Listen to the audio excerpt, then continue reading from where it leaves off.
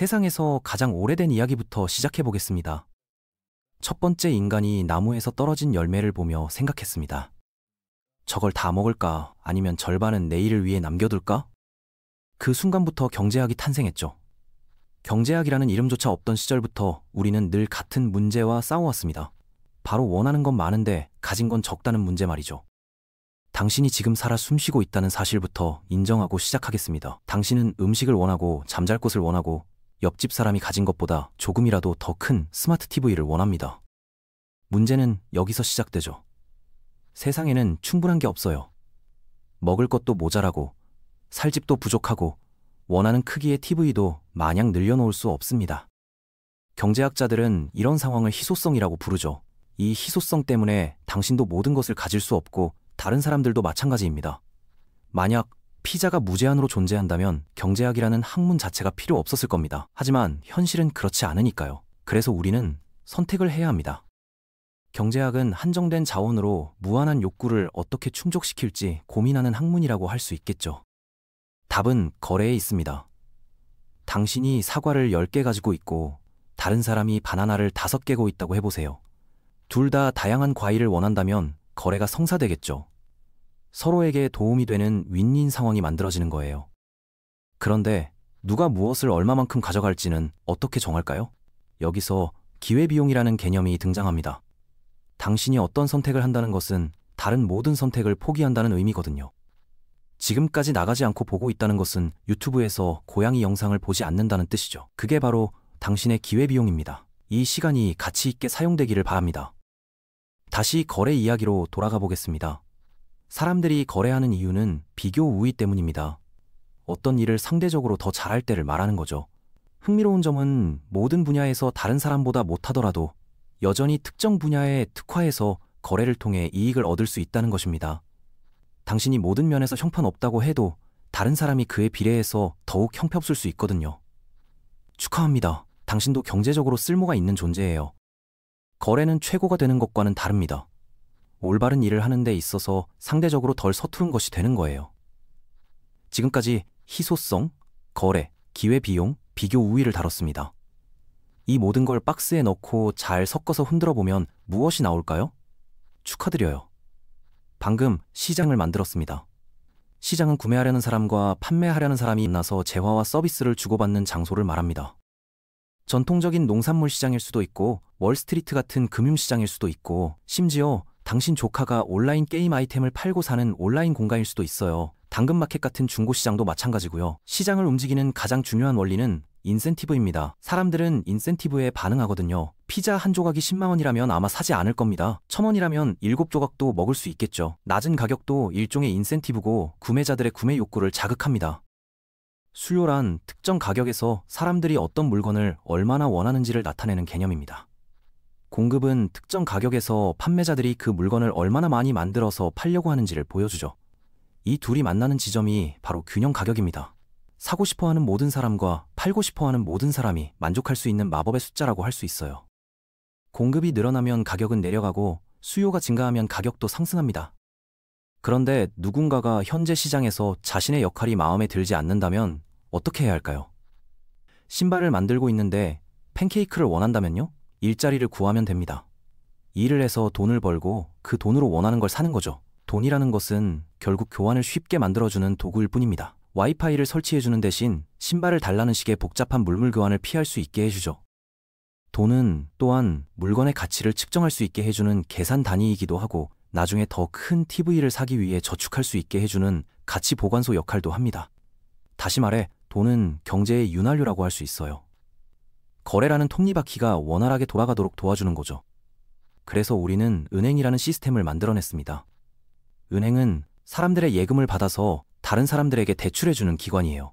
대출할 때는 이자를 받죠. 시장은 가격과 인센티브를 통해서 사람들의 행동을 조율합니다. 하지만 시장은 공정함이나 감정, 오늘 아침에 발가락을 다쳤는지 같은 개인적인 사정에는 관심이 없어요. 시장은 단순히 신호에 반응할 뿐입니다. 경제학자들은 이런 현상을 보이지 않는 손이라고 부르죠. 마술 같은 건 아니고 수학과 욕구와 절실함이 조용히 함께 작용하는 결과라고 보시면 됩니다. 이제 좀 더 구체적인 예를 들어보겠습니다. 아보카도 토스트를 먹고 싶다고 가정해봅시다. 단순한 토스트가 아니라 요즘 유행하는 아보카도 토스트 말이에요. 이걸 얻으려면 누군가는 아보카도를 기르고 다른 누군가는 빵을 만들어야 합니다. 또 다른 누군가는 이 둘을 카페로 배송하고 다른 사람이 이걸 조합해서 당신에게 14,000원을 받고 팔죠. 이런 과정을 공급망이라고 부릅니다. 원재료를 완성품으로 바꾸고 필요한 곳으로 옮기는 일련의 단계를 말해요. 복잡한 도미노 게임 같다고 생각하시면 됩니다. 그런데 모든 공급망은 토지, 노동, 자본이라는 세 가지 기본 요소로 시작됩니다. 생산 요소 중에서 토지는 천연자원을 의미합니다. 아보카도, 밀, 석유, 리튬, 공기까지도 포함되죠. 거의 모든 자연에서 얻을 수 있는 것들이 여기에 해당해요. 노동은 사람들이 하는 모든 활동을 뜻합니다. 자본은 다른 물건을 만들기 위해 사용하는 인공적인 도구들입니다. 트랙터, 공장, 컴퓨터, 에스프레소 머신 등이 여기에 속해요. 이런 투입 요소들을 조합하면 산출물이 나오는 거죠.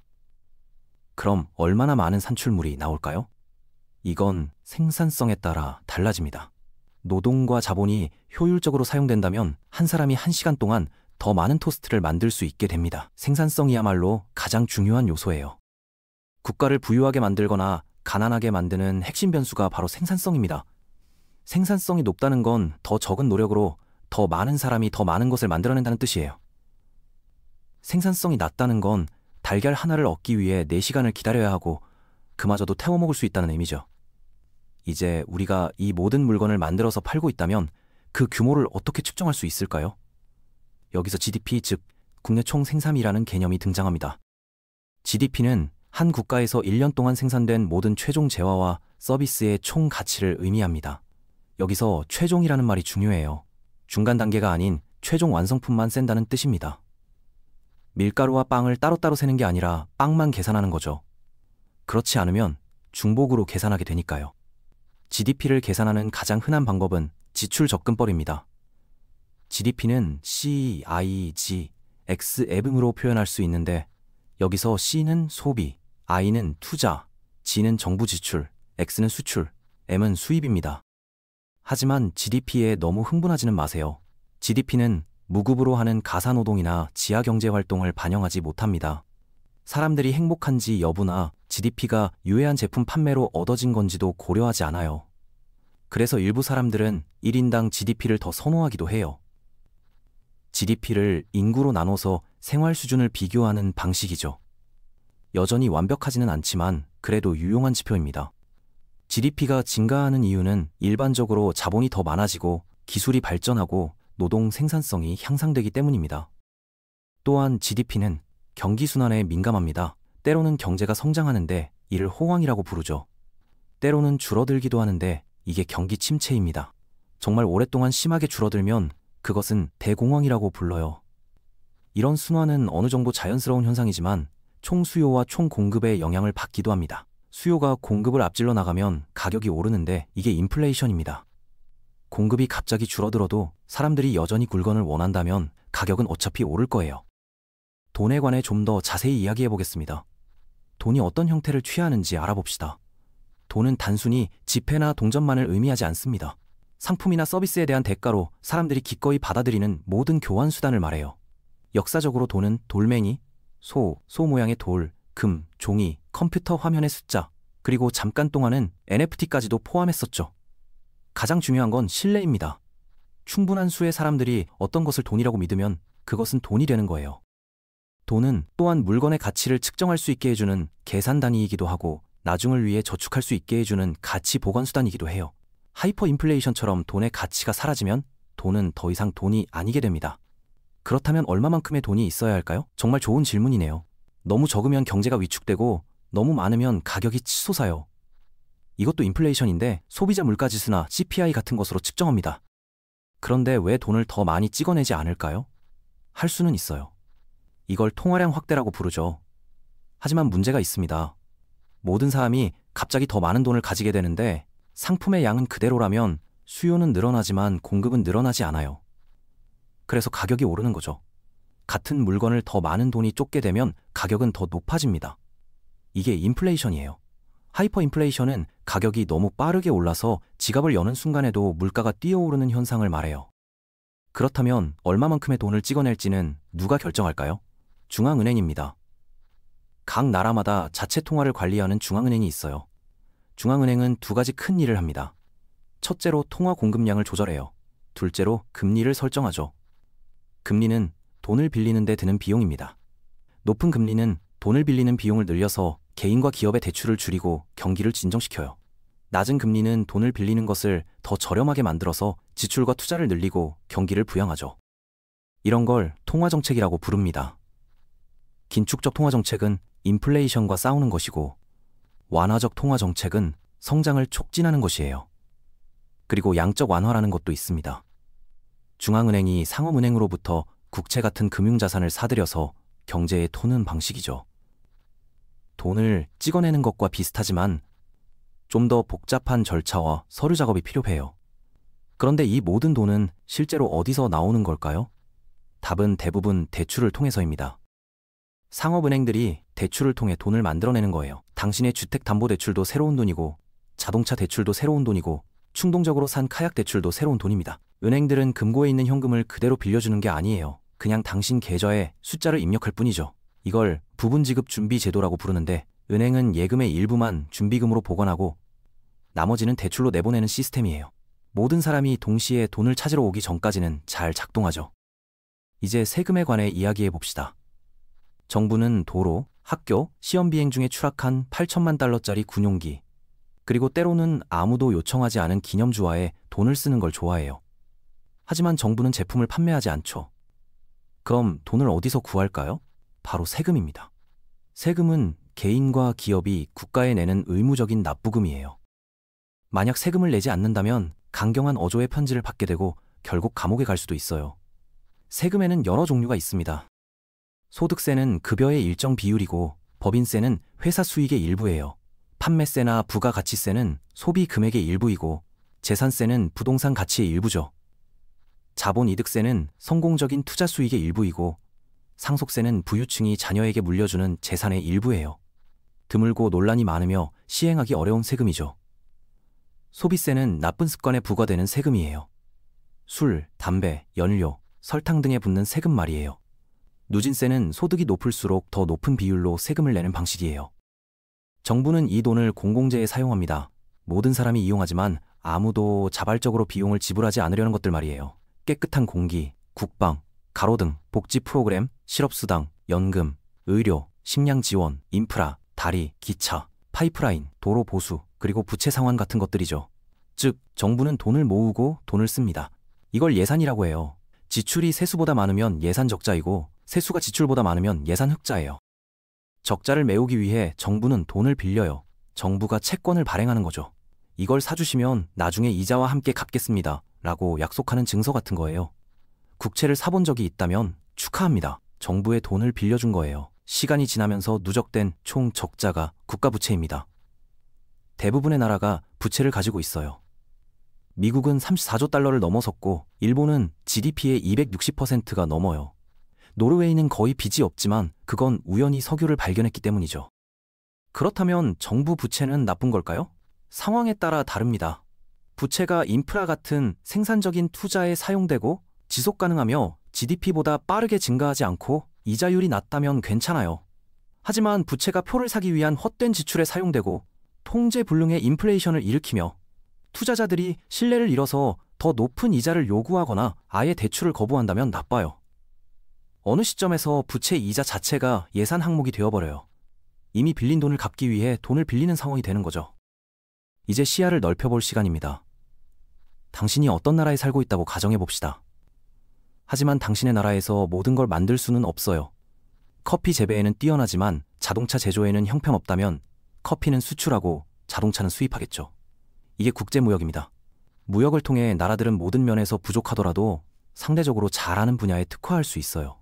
이걸 비교 우위라고 하죠. 예를 들어 브라질이 커피 2톤을 기르기 위해 옥수수 1톤을 포기하고 캐나다가 커피 2톤을 기르기 위해 옥수수 2톤을 포기한다면 브라질이 커피 생산에서 비교 우위를 가지는 거예요. 그래서 브라질은 커피를 수출하고 캐나다는 옥수수를 수출해요. 둘 다 이익을 보는 거죠. 이것이 자유무역의 논리예요. 컨테이너, 트럭, 비행기, 배를 타고 국경을 넘나드는 상품들이 누군가 그중 하나를 금지할 때까지 자유롭게 이동하는 거죠. 무형은 효율성을 높이고 가격을 낮추고 선택의 폭을 넓히고 기술을 퍼뜨려요. 이게 바로 세계화죠. 하지만 모든 사람이 똑같이 이익을 보는 건 아니에요. 일부 일자리는 해외로 이전되고 일부 산업은 쇠퇴해요. 그래서 정부가 때로 개입하기도 해요. 관세나 수입세, 할당량이나 수량 제한, 보조금 등을 부과해서 지역 생산자들이 자유시장에서 경쟁할 수 있도록 도와주는 거죠. 정치적으로 너희들과는 거래 안 해 라고 말하는 금수 조치도 있어요. 보호무역주의는 국내 산업을 보호하지만 장기적으로는 가격을 올리고 모든 사람을 가난하게 만들어요. 거래는 통화로 이루어지죠. 일본이 미국에 자동차를 팔고 싶다면 달러가 아닌 엔화를 원할 거예요. 그래서 달러를 엔화로 바꾸는 거죠. 환율은 한 통화가 다른 통화에 비해 얼마나 가치가 있는지를 보여줘요. 1달러가 150엔이라면 멋지죠. 1달러가 100만 짐바브웨 달러라면 덜 멋져요. 통화에는 변동환율과 고정환율이 있어요. 변동통화는 수요와 공급에 따라 움직이고 대부분의 주요 통화가 이런 방식이에요. 고정통화는 미국 달러나 금 같은 것에 연동되어 있고 강제나 의지력으로 그 가치를 유지해요. 환율은 금리, 인플레이션, 무역수지, 투자자 신뢰, 전쟁, 쿠데타, 스캔들, 트윗 등의 영향을 받아 변동해요. 통화 가치가 떨어지면 수출품이 더 저렴해져요. 무역에는 좋지만 수입품은 더 비싸져요. 물건 사기에는 나빠요. 통화 가치가 오르면 외국 물건을 더 저렴하게 살 수 있지만 수출 가격이 오르죠. 지역 생산자에게는 안 좋아요. 그래서 나라들이 자국 통화를 관리하려고 노력해요. 나라가 달러 같은 외화로 돈을 빌리고 자국 통화가 폭락하면 그 빚을 갚기가 훨씬 어려워져요. 이게 통화 위기예요. 멕시코는 1994년에, 태국은 1997년에, 아르헨티나는 거의 항상 이런 일을 겪어왔어요. 이제 개인적인 영역으로 들어가 봅시다. 아침에 일어나서 일터로 가고 급여를 받죠. 이게 노동경제학이에요. 일자리는 결국 인간의 시간을 상품으로 취급하는 시장일 뿐이에요. 기업들이 그걸 사고 그게 수요죠. 그 가격이 임금이에요. 이론상으로는 수요가 증가하면 임금도 오르고 공급이 늘어나면 임금이 내려요. 실제로는 그렇지 않아요. 근로자는 기계가 아니거든요. 자유시간을 소중하게 여겨요. 임금이 너무 높으면 오히려 일을 덜 하기도 해요. 회사는 당신의 생산성이 당신의 임금보다 더 가치 있을 때만 당신을 고용해요. 이게 한계 생산 수입이에요. 시간당 100달러 가치를 만들어내는데 아마 25달러 정도만 받게 될 거예요. 나머지는 당신이 아닌 회사의 이익이 되는 거죠. 임금이 오르면 자동화가 시작되고 그럼에도 사람들은 일자리를 잃어요. 실업에는 여러 종류가 있어요. 직업을 바꾸는 과정에서 생기는 마찰적 실업, 잘못된 기술 때문에 생기는 구조적 실업, 경기 침체 때문에 생기는 순환적 실업, 그리고 산타클로스처럼 계절적 실업도 있어요. 더 이상 구직 활동을 하지 않는다면 축하해요. 통계적으로 보이지 않게 된 거예요. 최저임금은 적절하게 설정되면 가난한 사람들에게 도움이 돼요. 너무 높게 설정하면 회사들이 근무 시간을 줄이거나 가격을 올리거나 터치스크린 키오스크로 대체해버려요. 연구에 따르면 작은 인상은 괜찮다고 해요. 큰 인상은 해롭고요. 좀 뒤로 물러나서 보면 어떤 사람들은 왜 훨씬 더 많은 돈을 벌까요? 이걸 임금 격차라고 하는데 기술, 경험, 차별, 운, 상속, 분위기 등 때문에 생겨요. CEO 급여는 1960년대에 일반 근로자 급여의 20배에서 오늘날 350배로 급증했어요. CEO가 갑자기 슈퍼히어로가 된 게 아니라 주식 옵션, 약한 협상력, 그리고 오래된 시장 지배력 때문이에요. 노동조합은 한때 반발했지만 아웃소싱과 법률, 규정, 그리고 우리는 가족이라는 회사 이메일 때문에 완전히 약해졌어요. 결론적으로 노동시장이 엉망인 이유는 사람이 상품이 아니기 때문이에요. 돈을 벌었다면 이제 뭘 해야 할까요? 매트리스 밑에 숨기거나 돈으로 돈을 벌어볼 수 있어요. 이게 금융이에요. 미래 돈에 대한 시장거래 청구권들인데 주식, 회사 지분, 채권 대출, 파생상품, 암호화폐, 수학으로 움직이는 카지노 칩 등이 있어요. 왜 존재하냐고요? 현금을 가진 사람과 현금이 필요한 사람을 연결해 주거든요. 주가는 수익뿐만 아니라 기대치에 따라 움직여요. 효율적 시장 가설에 따르면 모든 정보가 이미 반영되어 있어서 운이 좋거나 부정행위를 하거나 일론의 트윗을 받지 않는 한 시장을 이길 수 없다고 해요. 채권은 지루하지만 중요해요. 당신이 돈을 빌려주면 이자를 받아요. 정부가 채무 불이행하기 전까지는 안전해요. 금리가 오르면 채권 가격은 떨어져요. 이 규칙 하나만으로도 경제가 무너질 수 있어요. 옵션, 선물, 스왑 같은 파생 상품들은 위험을 해지하거나 더 큰 도박을 하기 위해 사용돼요. 지구를 폭파시키기 전까지는 매우 유용하죠. 그리고 탈중앙화되고 변동성이 크며 아직도 존재 이유를 찾고 있는 암호화폐, 블록체인 코인들이 있어요. 누구에게 묻느냐에 따라 미래의 돈이 될 수도 있고 여러 단계를 거치는 폰지 사기일 수도 있어요. 대부분의 사람들은 직접 투자하지 않아요. 은행, 헤지펀드, 연금이 대신 해줘요. 때로는 책임감 있게, 때론 리먼브라더스처럼요.